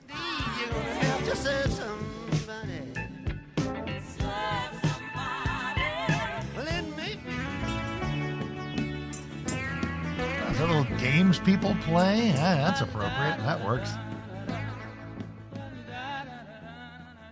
It is the home stretch of the Larry Elder Show for Thursday. It's the 18th of June. Mark Davis in for Larry. As we head back in and see what people are doing on the phone lines and what they're thinking, we are in Los Angeles on line 1. And Ted, that is you. Mark Davis in for Larry. Welcome. How you doing? God bless you. It's Ted, City of Angels, Los Angeles. Yeah, I'd like to comment on this. How I see Trump is he's like a big swan with great posture, but under the water, his feet are paddling, and you don't know which direction he's going to go. And I think what he's doing is best for the world. People want their economies to be stable. He's stabilizing everything. And it doesn't matter whether this regime is kicked out the door or they're replaced by Jewish and Christian people. The bottom line is it remains to be seen whether they're going to be honest or not, because the Persians invented chess and then it became a mess. And, now we got to play the game with them. And these people are not to be trusted. I don't care what takes over there. They've got a lot to prove. Their actions have spoke so loud we can't hear a word they're saying. It's like the boy who cried wolf. We're not believing it anymore. So the way he's handling it. Yeah, go ahead. No, I was going to say that's a lot of moving parts in there. We've gone from the. I love the imagery of Trump moving gracefully through the water, but underneath the surface there might be all kinds of other things going on. I think there's some wisdom in that. I think one of the things that people ought to realize is that even the stuff that's on the paper of the memorandum may not be all of the communications that he's had with the Iranian regime. There may be some things that were on the phone or through Rubio or through Vance or through somebody that says, look, we're not going to write this down, but there's something I want you to understand, and that's A, B, C, and D, and you just need to know that, and we're going to make nice and talk about this memorandum. We're going to go by our side of it. We're going to expect you to go by your side of it, but I want you to know what's going to happen if you guys mess up. So at least I hope that I hope that is a language they speak. Go ahead. Also, pertaining to the Japanese conflict, basically, they weren't going to give up fighting, and we had boots on the ground, and we were our military leaders were very upset with Japan. They were going to fight to the death. They even had women with bamboo sticks preparing themselves to fight with just bamboo sticks, okay? And so the bottom line is we bombed them into oblivion. And then they said, you know what, I guess we should sign the paper. So that's basically what he has done without. Yeah, this is what he's done. I hope we're not going to right without the whole nuclear bomb part. I hope that has I hope it's had similar impact. Ted, thank you. A very kinetic, multi-layered call. I appreciate it. Thank God bless you. Fewer people died in Hiroshima and Nagasaki than would have died if we had not dropped the bombs. Dropping atomic bombs, that's a lot. That's a lot. There's only one country that has used nuclear weaponry on another one, and it was us, and the target was Japan. Harry Truman in 1945 made that call because we were in the closing throes of World War II. Hitler had been defeated, so, check. And the other the box to be checked was in the Asian theater, where the Empire of Japan had to be defeated. They were not going to go quietly into that good night. They were not going to give up. They would not have signed a surrender document on the USS Missouri if we had not dropped those bombs on Hiroshima and Nagasaki. Japanese people will tell you this. Japanese people who are honest, and that's most of them, will tell you, at least if they're historically astute, that they're not going to say, hey, thanks for dropping those bombs, but they absolutely recognize that the death toll would have been greater if there had been another year of conventional warfare. And that's exactly what it would have been. There would have been more Japanese death. There would have been American death, which, of course, with the dropping of the bombs, there were 0 American deaths. So that was another big plus for the strategy and decision-making there in August of 1945. It's been interesting hearing people today, and we're going to hear from some more people here in a minute. There's still room for you. We got like 22 minutes to go. 888-971-SAGE, 888-971-SAGE. Maybe using Japan as a historical example, there are people who've been thinking that maybe there's no satisfying solution, that there's no way for all this to succeed unless we level Iran the way we leveled a part of Japan. I pray that's not true. I hope this avenue works, that brings us an end to the hostilities now, some high conditions for Iran to meet, and I pray they meet them. And we're going to talk to some more of you next. 888-971-SAGE. Mark Davison for Larry Elder. Do stick around. Hey, come on, get on board.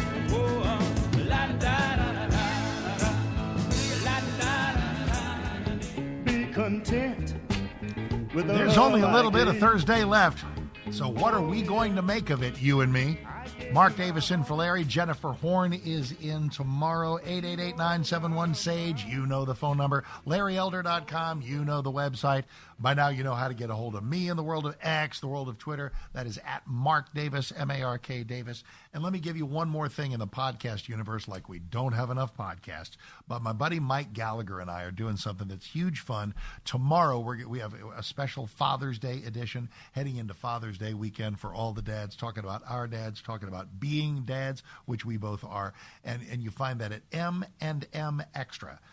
M-A-N-D, M&M Extra. That's it on Twitter, also on Facebook, and on YouTube, where you can like and subscribe and have it come straight to you every day. We do a live feed at noon Central, 11 Central Time every day, and that is M&M Extra for your podcast listening and dancing pleasure. And it drops every afternoon on Apple and Spotify, and we're having huge fun, and I bet you will too, should you consume it.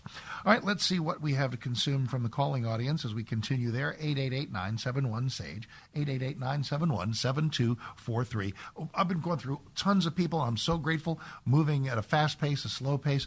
I think down in Newport Beach, I hope Eric is on the beach and has been comfortable, because I think he's been on for a while. Glad you waited. Thank you, Eric. Welcome to the Larry Elder Show. Mark Davis filling in. Nice to have you. I've been stuck in traffic all this time anyway. Hey, I hope you, as a son of a father whose whole family was annihilated down to the last cousin by the Nazis, I wanted to ask you 2 quick yes or no questions related to our earlier conversation, and then I'll make my point, which might enlighten people who are not of my chosen people. When did we speak earlier?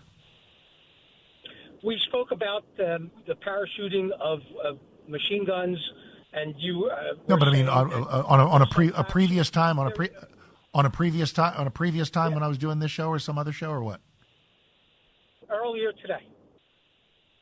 Eric, I'm in a good mood and we're done. Please. Calling the same show twice in one, and then that dude calling the same show twice in one day. That's a bad move, bro. It's a bad move. But I love you.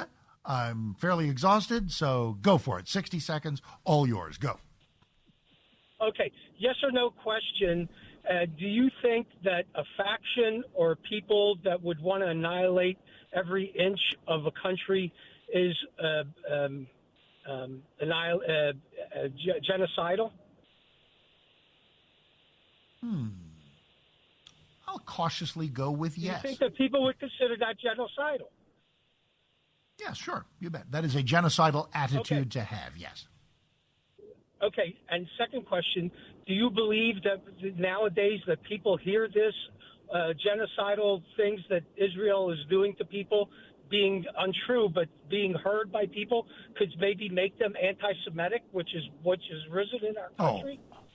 100%. The notion that Israel, in fighting back against the Palestinians, fighting back against Hamas, fighting back against Hezbollah, the notion that Israel is committing genocide is one of the foremost anti-Semitic index cards, yes. Okay, so when you said that given as people don't understand how we feel as Jews, don't you feel that you saying that there's a faction or a small group of people in Israel that want to annihilate every inch of 91 million people country, don't you think that that might be considered by some people who are on the fence as being genocidal? No, because I think great question. I think genocide has a meaning. It is to eradicate a type of people, often because of ethnicity or religion or something like that. The desire of some people. Listen, there are people in America who want to wipe out every square inch of Iran. I don't think it's based on them being Persian, them being Iranian, maybe even necessarily them being Muslim. I think it's based on them being a global scourge for 50 years, and they just want the problem to go away. So no, that does not strike me as a genocidal instinct. Yeah, but I'm just trying to make the point that when people hear that anything that's genocidal associated with Jews or Israelis, that can spur more anti-Semitism. Oh, I get you. Okay. Gotcha. Okay, gotcha. And so, but here's why it's. No. Hi, Eric. I've been enormously generous. Don't call a show twice in the same day. I love you, so here's another 60 seconds. Yes, sir. Here's why. No, don't kowtow. Of course I am. There's a little bit of an A to B to C logical flaw, but I know where you're coming from. If I'm sitting here saying that some people in Israel want to destroy all of Iran, you're concerned that some people will go, ha, told you the Jews were genocidal. If they do, correct, they are guilty of they are guilty of the logical flaw. And I can't go around conducting my life fearing the logical flaws that others will be guilty of. You're awesome. I love you. I appreciate you. Enjoyed both calls, as a matter of fact. Talk to you soon. You betcha. Take it easy. Yeah, guys, please. Etiquette 101.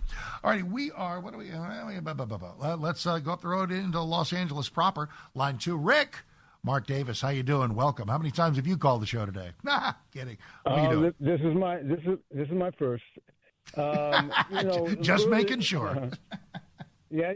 I understand. Earlier in the show, I'm way behind. You mentioned about you couldn't understand why the people that are anti-Trump were tearing him apart for this memorandum of understanding, et cetera, et cetera. And I sat here and immediately I went, because it's Trump. It doesn't matter. The man could cure cancer. And you know what? Exactly right. Well, why didn't you do it sooner? They'll come up with something. Now, also, you know what's guaranteed? If that was a Democrat in office, they would not stop fawning over this man. It would be obnoxious. But this is the problem. just a little bit. Rick, you're concise. You're perfect. You've closed out the segment in style. I appreciate you, sir. Thank you very, very much. Orange man bad. Orange man bad. That is the default setting of a lot of people. And I think in places as lofty as the United States Senate, you are seeing it. There are people who would have appreciated this if it were any other Republican. And some Democrats who would appreciate it if it were a Democrat. Of course, a Democrat never would have given us a deal like this. Mark Davison for Larry. Final segment next. Oh, no.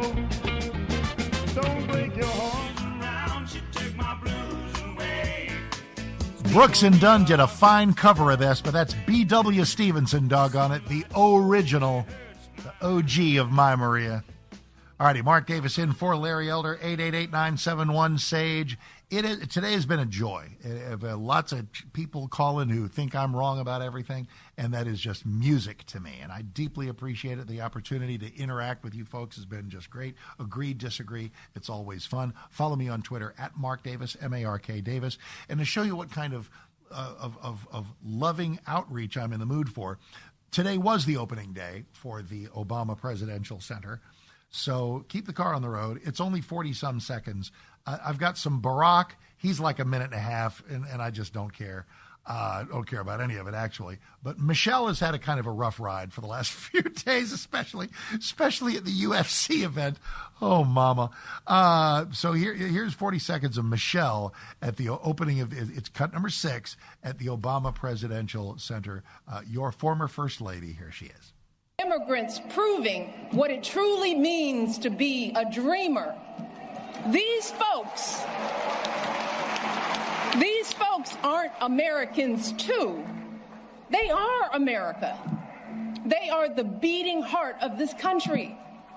They are us and we are them. And to ignore this simple truth, to refuse to respect the contributions and experiences of people who aren't exactly like us, y'all puts us all at risk.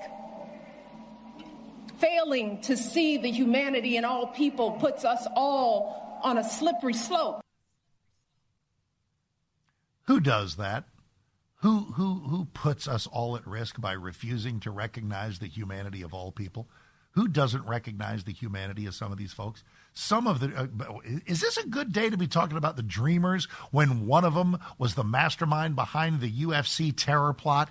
Is that good timing, Michelle?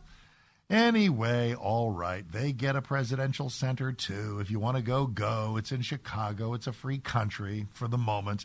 So that's what we're working on, keeping it that way, aren't we? So thanks to everybody who called in today. Thank you to my buddy Sean and Daniel riding shotgun alongside him. Thanks to Suzette for screening calls. To the great Chris Levan for calling and inviting me to do this. Anytime they hit the sky with the bat signal, I will be here for Larry or apparently just about any other show in Salem land because we just love you every day and love this opportunity to hang out with you on radio, on the Salem Radio Network, or on the screen of your choice here on the Salem News Channel. God bless this magnificent country. Follow me on Twitter. Let's hang out together at Mark Davis on Twitter. And again, I'm on 660 AM The Answer in DFW, 660amtheanswer.com. And I'll see you next time somewhere. Be good and have a fantastic night. God bless this great country. And Jennifer Horn's here tomorrow on The Larry Elder Show. She treats me so right, lady. Take me away.